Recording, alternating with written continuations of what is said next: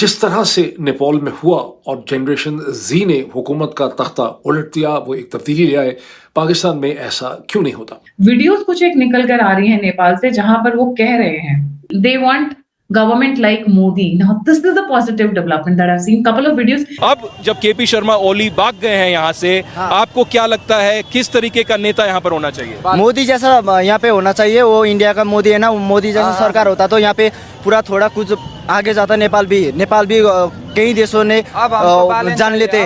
जब तक लोगों को कोई होप रहती है ना कि जी कोई है मसीहा जो निजात का जरिया बन सकता है, जो चेंज कर सकता है सूरत हाल को.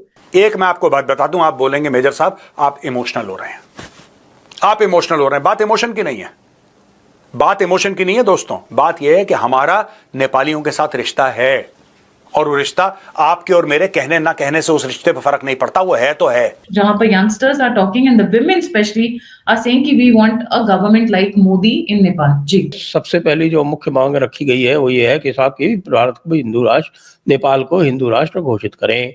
जितना हमारा हिंदुस्तानियों का, भारतीयों का नेपाल पे अधिकार है, उतना ही नेपालियों का हम पर अधिकार है. क्या वजह है कि यहाँ पे लोग क्यों नहीं निकलते? यहाँ पे भी बड़ी मुश्किलात है, गुर्बत है, हर चीज है, एक मुसल्लत शुदा हुकूमत है, सब कुछ है. क्यों फिर लोग इस जुल्म को बर्दाश्त कर रहे हैं? न बुज़दिल हैं, न बेगैरत हैं, न बेशरम हैं. पाकिस्तानी कंफ्यूज्ड हैं, सेंस ऑफ डायरेक्शन नहीं है, इंटेलेक्चुअली पुअर हैं, चीज़ें उनको समझ नहीं आती, तारीख के अमल को उनसे छुपाया गया है, उनको ब्रेन वॉश किया गया है. पशुपतिनाथ है वहां पे, सीता माँ का घर है वहां पे. We cannot allow Nepal to become the playground of the Chinese and the Americans. दोस्तों, पाकिस्तानियों को सुनकर हंसी आती है.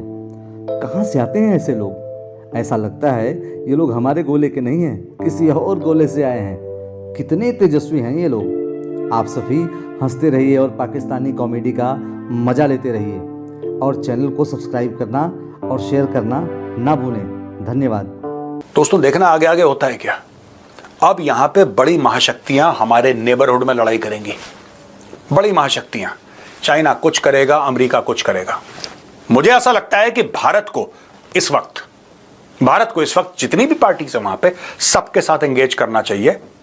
एक मैं आपको बात बता दूं, आप बोलेंगे मेजर साहब आप इमोशनल हो रहे हैं, आप इमोशनल हो रहे हैं. बात इमोशन की नहीं है, बात इमोशन की नहीं है दोस्तों. बात यह है कि हमारा नेपालियों के साथ रिश्ता है और वो रिश्ता आपके और मेरे कहने ना कहने से उस रिश्ते पर फर्क नहीं पड़ता. वो है तो है.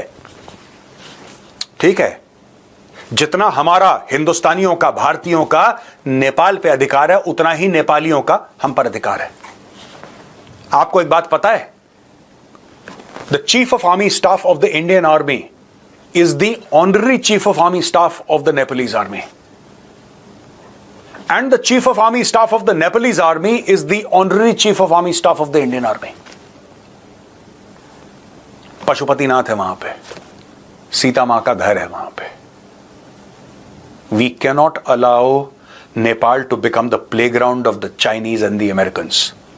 Nepal is sovereign territory.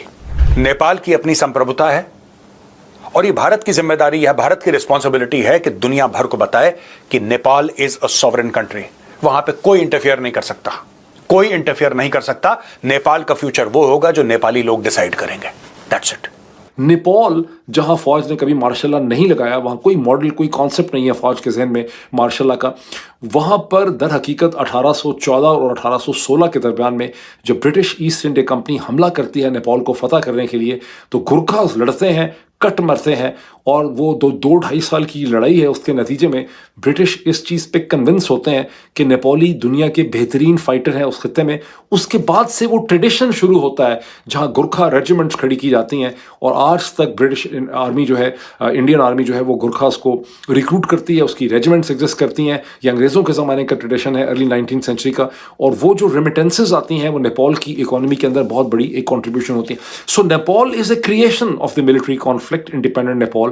Pakistan is not a creation of any military conflict. Pakistan is a purely political जो है पॉलिटिकल प्रोसेस से पाकिस्तान बना है। लेकिन लोगों के जहन में क्या बात बिठा दी गई है कि पाकिस्तान फ़ौज है, फ़ौज पाकिस्तान है, अगर फ़ौज को कुछ होगा तो पाकिस्तान तबाह हो जाएगा, पाकिस्तान का क्या होगा, सीरिया बन जाएगा, लेबनान बन जाएगा। ये सब की सब बोगस हैं। मैं खुद भी किसी ज़माने में इस बकवास में बिलीव भी करता रहा हूँ, इसे प्रोपिगेट भी करता रहा हूँ। इसमें एक टके की जान नहीं है, लेकिन ये वो मेंटल कंस्ट्रक्ट है जिसके अंदर पाकिस्तानी फंसे हुए हैं। ना बुज़दिल हैं, ना बेगैरत हैं, ना बेशर्म हैं। पाकिस्तानी कन्फ्यूज्ड हैं, सेंस ऑफ डायरेक्शन नहीं है, इंटेलेक्चुअली पुअर हैं, चीज़ें उनको समझ नहीं आती, तारीख़ के अमल को उनसे छुपाया गया है, उनको ब्रेन वॉश किया गया है। पाकिस्तान के मुतालिया पाकिस्तान के ज़रिए, PTV के ज़रिए, रेडियो पाकिस्तान के ज़रिए, जंग अखबार के ज़रिए, तमाम अखबारात के ज़रिए, उर्दू डाइजेस्ट के ज़रिए, सियारा डाइजेस्ट के ज़रिए, कौमी डाइजेस्ट के ज़रिए, ये सारी और वो जो जर्नलिस्ट आप देखते हैं TV में सारे के सारे। रियलिटी नंबर 2 क्या है? रियलिटी नंबर 2 बड़ी इंटरेस्टिंग है और 99% पाकिस्तानियों को इसका बिल्कुल नहीं पता। वो रियलिटी नंबर 2 ये है कि जो हिंदुस्तान की इंडियन नेशनल कांग्रेस थी, इंडियन नेशनल कांग्रेस भी चाहती थी कि पाकिस्तान बन जाए। इंडियन नेशनल कांग्रेस ने मुखालफत, पाकिस्तान में तो ये बताया गया है कि हमने तो जनाब कांग्रेस और ब्रिटिश से लड़ के पाकिस्तान बनाया। हकीकत ये है कि कांग्रेस तो चाहती थी कि पाकिस्तान बन जाए और इसको बड़ा इंडिया का अगर आप डिस्कोर्स पढ़ेंगे किताबों का, चूँकि वहाँ बहुत रिच है ट्रेडिशन लिखने का, तो आपको ये बहुत किताबें मिल जाएंगी इसमें।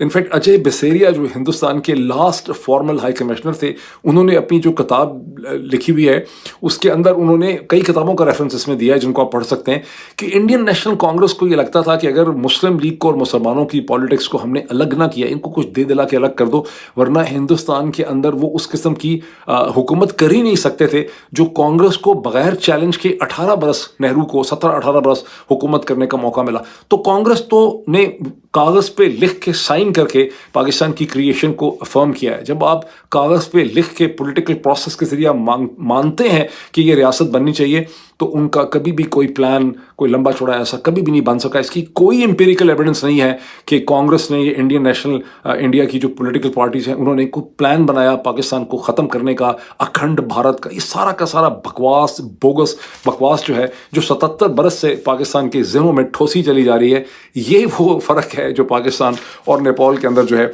वो एग्जिस्ट करता है। अब ज़ाहिर है बहुत से लोग आप में से उनका हाथ जा रहा होगा पिस्टल के लिए। एक को तो मैं पहचानता हूँ, उन्होंने अपना सूडो नेम रखा हुआ है मुल बतूरा साहब। इस मुल बतूरा साहब रिप्रेजेंट करते हैं इस मेंटल स्टेसिस को जो पाकिस्तान की ट्रेजेडी है, क्योंकि वो समझ नहीं पा रहे हिस्ट्री के प्रोसेस को। और अभी आई एम श्योर कि वो लिखेंगे अपने कॉमेंट इसके ऊपर।